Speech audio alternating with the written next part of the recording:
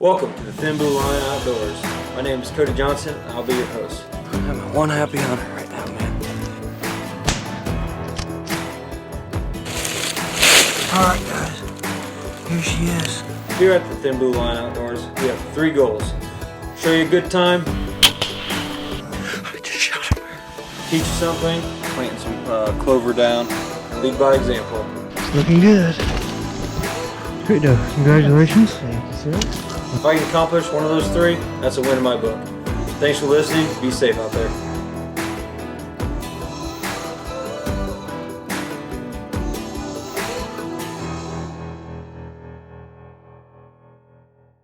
All right, everyone. This is the first podcast of 2022. I appreciate all the support we got in 2021. We had 30 podcasts. We're almost to 1,000 views just on the audio, let alone not counting YouTube. Again, I appreciate all the support. Like, we had a great year, and I'm looking forward to 2022. There's many more podcasts to come. Thank you. All right, everyone. Welcome back. This is the Thin Blue Line podcast, episode 31, and I finally got some family on. About time. I got my brother Colton on. I'm going to just go ahead and say this. Excuse us if we have to pause this podcast real quick. Go to the bathroom, anything like that. We just did the Hot Ones Challenge, courteous of my brother here. And yeah, it was a little spicy. It wasn't as bad as I thought it was going to be, but we also did very little. We did a minor challenge of it. Yeah. But I think I convinced them to do it again. So. Yes. We're going to try to do it again with actual wings.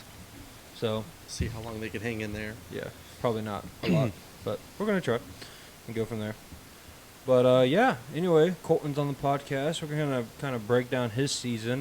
He's had a fairly good archery season so far. At least has one deer harvest down. That's one more than I do when it comes to bow hunting. But, anyway, Colton, we want to talk about your first early October good hunt. Well, kind of good hunt. It ended bad, but... Yeah, so this is the most I've ever hunted in a season before. And I've shot now at 2 deer, 1 for 2. The first one, I shot at a doe that was quartering away from me, quartering to me. There you go. And I thought I tucked it enough behind the shoulder. I obviously didn't. Gut shot it, ran into brush. Cody and I tracked that sucker for a while. Mm-hmm. I would say we made one, both of us. We made one mistake, but looking back on it, like I don't know if we could have guessed it. It was so thick in there, we could. Yeah, I don't know if we could have. We could have tried. But. We could have tried, but we would have shot an arrow and tried to force it to maybe hit her. Mm-hmm. I don't think it would have worked. We had a pistol, maybe, or who knows? Like, if it was gun season, it would have been fine. But yeah, didn't work out. But then, like, the next week, had another opportunity out at the farm. Had another doe come out about 25 yards. Mm-hmm. She was slightly quartered away from me, and then made a good shot, double under, just ran 120 yards maybe into the woods. Yeah, I don't know. To the field and then into the woods. So yeah, she didn't make it very far. No. That one, and if you guys watched the video that I just put out last week, it's on there. Our recovery film. That one was fun because Colton and I have been on a couple deer recoveries together. But our brother Caleb hadn't been on a deer recovery in years. Yeah, years. So it was cool to get him out there, kind of the three brothers out there tracking a deer, and then getting my daughter involved. That was cool. She's pretty proud of her uncle. Yeah, it was pretty nice. But yeah, other than that, I've hunted a lot. Haven't had any other opportunities with a bow. A couple with small bucks. With small bucks, and then also I guess like with other does, but I've only seen a handful of mature bucks this year. Yeah, whether it be you've been having a hard time getting on bucks. I have. I just haven't seen a lot. In shotgun season, I've seen I think 3 deer total shotgun season, all does, and just waiting. You know, I got a lot of time left. I'm not gonna shoot a doe until late winter season, or possibly this next week with a bow. Yep. But that'd be it. Yep.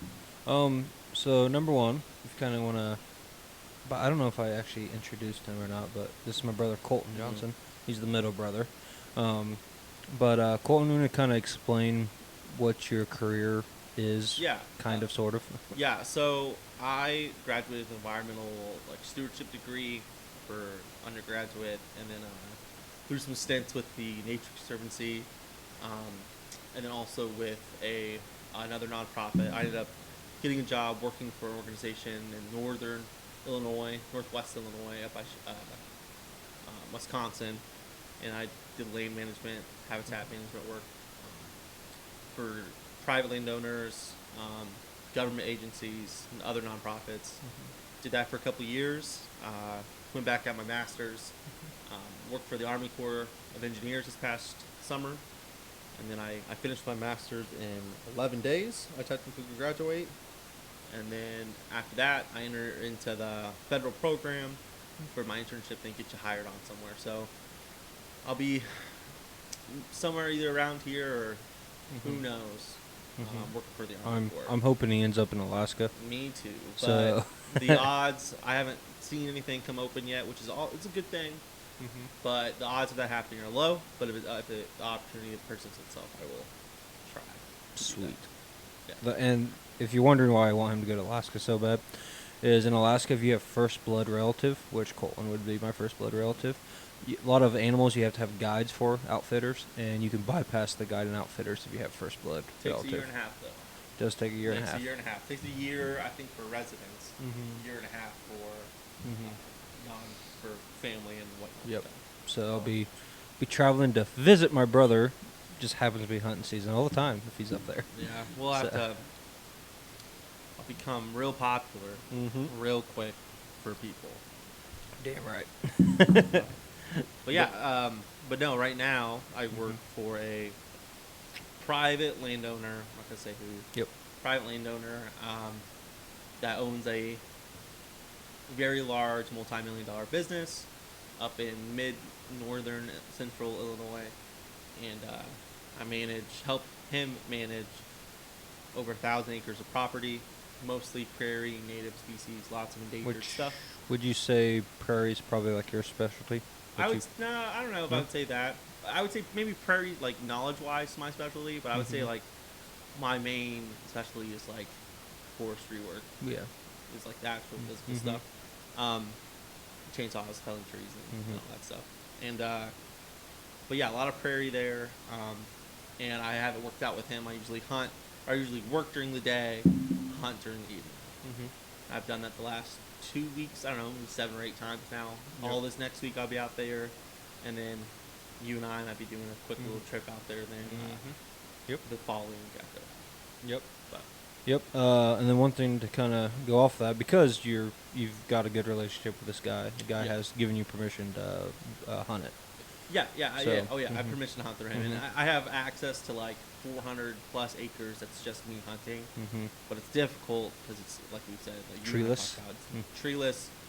Except on some of the boundaries, there's like these log piles, which I usually tuck myself up into to hunt, and then it's mostly prairies. It looks like a whole different part of the country. Honestly. It doesn't look like Illinois. Yeah. So Colton has hunted the property a couple times now and had some very interesting encounters. Yeah, I have seen doing work, 3 large deer that are separate deer, different deer that are all probably minimum range class 140, 150, and then the one I saw while working it's probably a 160 or is a big, very, very big deer. They don't see very many humans, so they're not too scared. They're a little curious, and usually you'll see in the trough because people don't hunt out there, so nobody else hunt out there. And then while hunting out there, I've seen what's my biggest deer I've ever seen alive. My eyes on it's unreal. I mean, I've never seen a deer like that before. Period. And I've seen some big deer out here at the farm before. I haven't seen one like that. Driving, hunting, anything. And thought I was gonna get a chance to shoot at it, but just wind was not my favor with where it went. So I'm hoping this next week I can see something. It's supposed to be a cold week too, so it should be pretty good. Yeah, I think we have a chance to snow you. So we do. We have a chance to snow on Monday and which I'm excited Monday about. and Thursday, I think. There. Yep. So Colton's gonna hunt out there this week. Yeah. Hopefully has some luck, and then sounds like I'm going to on my next days off yeah, next day's off. Sounds like I'm gonna make a little trip up there. We're gonna make a mini hunting trip. And Colton's going to be the primary shooter. I'm going to bring my bow, so just in case we split up or say we get one or something. But Colton's going to be the primary. I'm going to be mainly the cameraman. But I'm excited. It's a little mini hunting trip, and I enjoy hunting trips. Yeah, and I'm excited for you to see it because, like, I've been hyping it up a lot. And Caleb already saw it. Our little brother already saw it because he went and worked with me a couple days.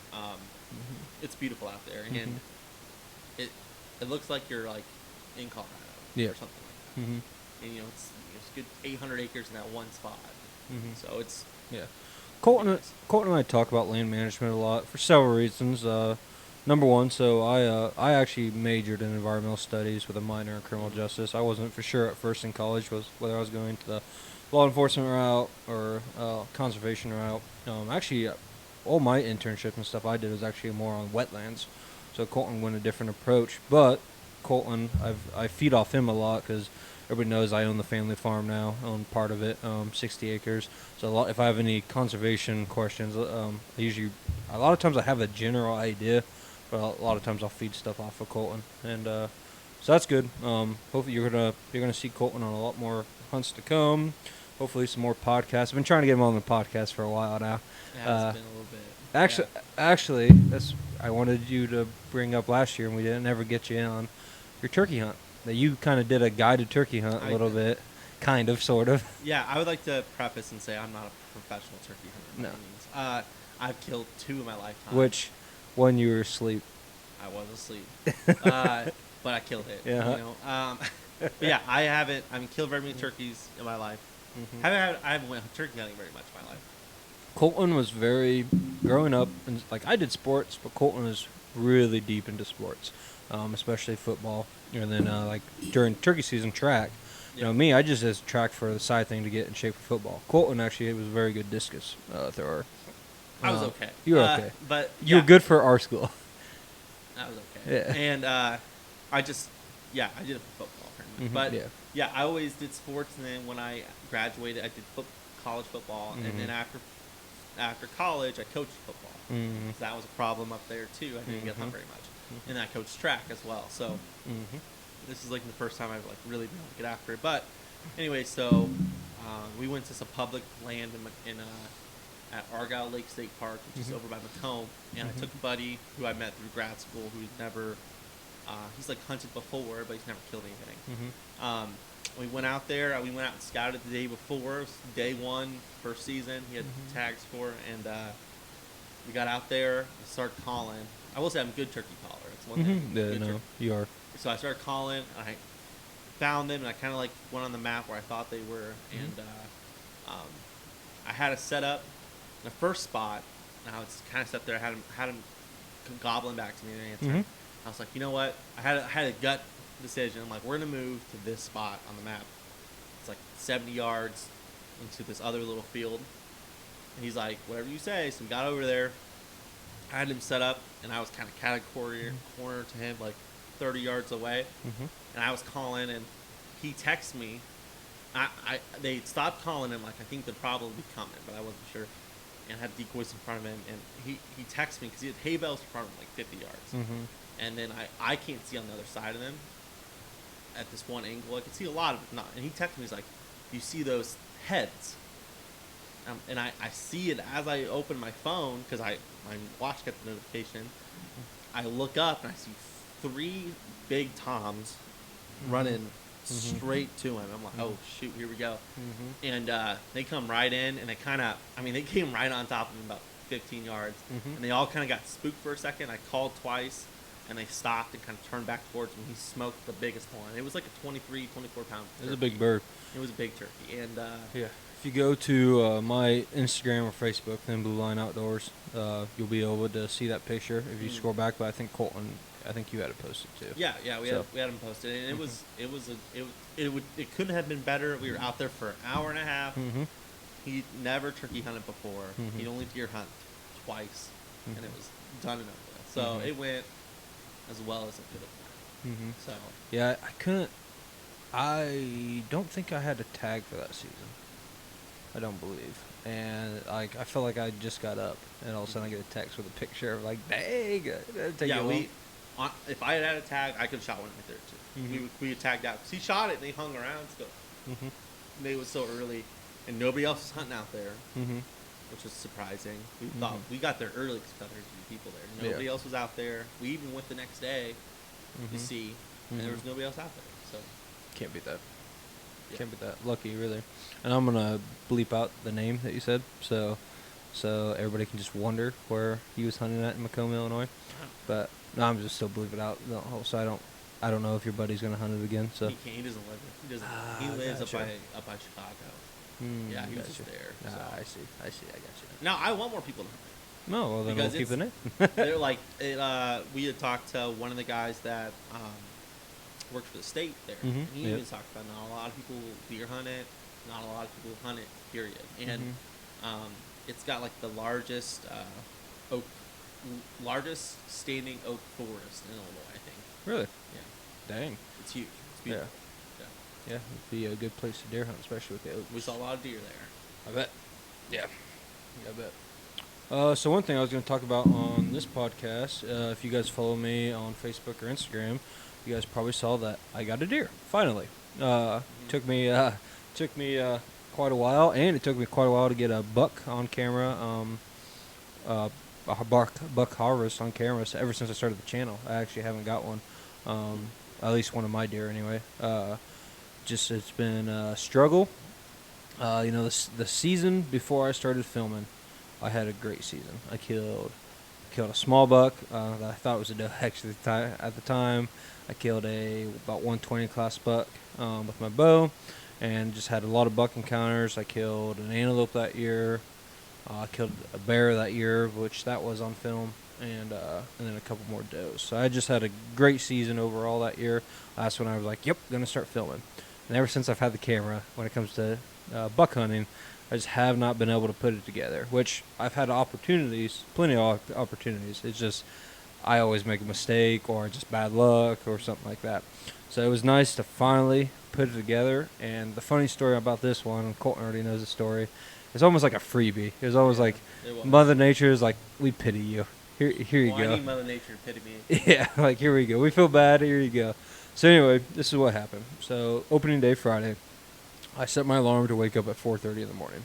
I don't wake up till 5:30.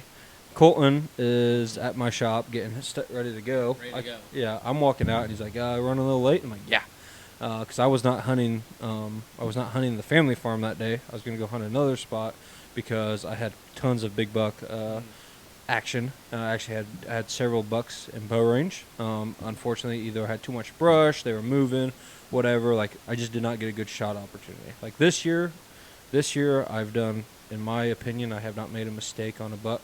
It's just bad luck or brush, or I didn't want to make an unethical shot, whatever. So I'm not mad at myself or anything like that. But yeah, so I was like, I'm gonna hunt this farm because I've had all these big bucks in front of me. I'm gonna go out there. So anyway, I hurry up. I park in the picked cornfield. As I shut my car door, I turn around and look, and I see a deer in the field, about 200 yards plus from my truck, and it's about 20 minutes before shooting time, so I could just see a silhouette in the field. Anyway, I'm like, well, whatever, and I start walking the tree line towards the deer, and I think I was like 180 yards, no, yeah, I was like 180, 150, somewhere like that, and I'm like, well, it looks like a big deer, but I don't know size-wise, like whatever, and like I'm gonna get to about 100 yards, and then probably just stay put, see what happens. I actually walked closer than I thought, and it was like 83, 86 yards when I ranged it. And again, at this point in time, it's probably 10 minutes before shooting light. And I'm just like, man, that's a pretty good body deer. I think I can see a small outline like above its head, but it's still too dark to tell. So I decided I put my backpack down in front of me, and I prone out behind my backpack. And at this point in time, like I said, I'm only 200 yards probably from the truck, maybe farther. I can see the truck. It's not far at all. And anyway, so I prone out, and I got my shotgun, and I got a red dot on my shotgun. Looking through, and shooting time comes. And I'm like, okay, it's a buck. I for sure know it's a buck. Like 80 some yards. But it's still like almost too dark to tell. Let me know what kind of, like, how big the buck is. So anyway, now it's like 5 to 8 minutes past legal shooting time that I can shoot now. and this deer starts feeding towards me. And this deer gets like 60-some yards, and I'm looking through him at my red dot, and my red dot's got a real low magnification, not a lot. And the whole time I got my dot on him, and he's kind of figuring out something now, like something ain't right. Like what? I don't know what's in that field edge, but anyway, I finally would I be happy with this deer? Yep, I'll be happy. And put my he had his shoulder kind of back like I like it. And when the deer puts their shoulder back, I like to put my shotgun sight right on that shoulder, bust through that shoulder, get into the heart and lungs. Anyway, I did that. My shot was a little fall forward, but it took both shoulders out when I cleaned it later. He dropped right there. I ended up putting another shot in him real quick just to make it ethically kill. And yeah, I was done within like the first 10, 20 minutes of season. It was nice. I sent in pictures to Colton and my buddies. They were like, what the hell? But over here struggling to see a deer. Yep. So yeah, it was good. I was super happy. Easiest drag out pack out, whatever you call it, I've ever had. I was able to pull my truck up to him, back my truck into this little divot, so even my tailgate was even down farther than it would be, and just drag it right on. So it was nice. But I will say I've struggled during shotgun season for the most part since then. That night I saw some does and bucks, a small forky, but I was waiting for my wife. I was hoping she was going to be with me. I was hoping she could harvest one of those. Unfortunately, we didn't have any luck. The rest of the season, I didn't see a deer out of my blind, which my dad saw a few. I think he was the only one that first season that had really seen anything. I didn't see any deer. Yep. And then second season's here now. I took my buddy Nate out, which I'm going to let him tell some of that story, but we had an encounter. We'll just say he should have a deer, but he does not. I went out there back to that farm after we were done hunting with him, and I had a big buck in front of me.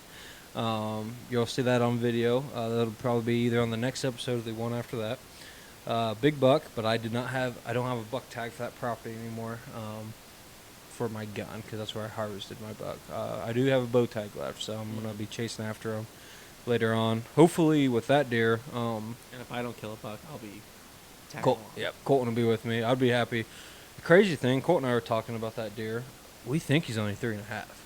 Yeah. Which he's bigger than that one. Yeah, he's bigger than that one for sure. So I don't know if he's 150, but he's right around there. I would say. I would say he's close. Yeah. But like I said, his body really didn't look that big, so I think he's only 3.5-year-old. So I would love. Don't get me wrong. I would still love to shoot him this year, or if Colton got him or a buddy got him. Like Nate should have been with me. He should have got that buck, but instead he was coaching basketball. So. Gotta make life decisions. Yep. Shame. I'm just kidding. But I take my hunting a little seriously. But so hopefully Colton or myself, or I got another cop buddy that's going to be out there with me. Hopefully one of us gets an opportunity on him. And if we don't get him, hopefully he survives, because he'll be a giant next year if he survives. At this point, probably will. Yeah, it's going to be hard. It's going to be hard to see him again, let alone get within bow range of him. Right. So, but it's crazy. I've seen not including the buck I shot, I've seen 4 or 5 shooters out there this year, and 2 I've had within bow range. Just couldn't get them to stop. So hopefully we have some good luck the rest of bow season. Tonight, Colton and I are going to head out. I know Colton's still going to be somewhat picky on a buck, but hopefully a buck comes by and he can harvest it. And then I'm going to have my wife out with me, and if it's brown, it's down for her. So hopefully she gets an opportunity. I had some big does on camera this morning, about 200 to 300 yards away from us where we are hunting, so hopefully one of those does come out and she can whack one. Yeah, and I saw one yesterday. Yeah, they were moving last night, and the wind's better for me tonight where I'm going to be at. So hopefully, I would like, if anything's going to happen tonight, if I don't get the opportunity to buck, I would like a doe to come in for a leash. That'd be nice. Yep, that would be nice. We're excited to be out there. And like I said, after tonight's hunt, Colton and I will be doing a little hunting trip in about a week and a half from now. And I'm excited for it. I know he's excited for it, so hopefully we can get as long as I don't kill a buck this week. That'd be the only thing that could throw it off. Yeah, that's true. But if you wanted to go still, it'll still come up. You still have a buck tag? Yeah, for my archery, I still got a buck tag. Come up, dude. Technically, I got 2 archery buck tags left. One I got landowners, and I got just state. So, yeah, That'd be cool. That'd be down. So either way, Colton and I will be hunting together here in about a week and a half. I think that'll be some really cool content because it's going to be a different style of hunting than what really people do around here a lot of times, just because it's different terrain. And it should be fun. I'm excited for it. So yeah, one mention before we end this podcast. I have a few camouflage hats left, not a lot. So get them while you can. Go to thethinbluelionoutdoors.com. Order yourself a hat. If you're local and you want to get a hat, there's a local pickup option where either you can get with me and I will deliver it, or you can come get it. If you're local. If you're not local, then you're gonna have to order it. And again, I'll go to the website. We take PayPal and any credit card. So it all works through there, and it's the Real Tree Edge camo. I probably will get some more camouflage hats here soon. I had some Mossy Oak Blades camouflage, and it did not last very long. So, and that I didn't even sell on the website. That just went to family and friends who were interested in it, and I'm out. So, so yeah, we'll get some more camouflage hats here, and I'm hoping next year I'll have some more merchandise on the website. So, thanks for watching, guys. Don't forget to like, subscribe, and leave me a review. Appreciate it. Bye.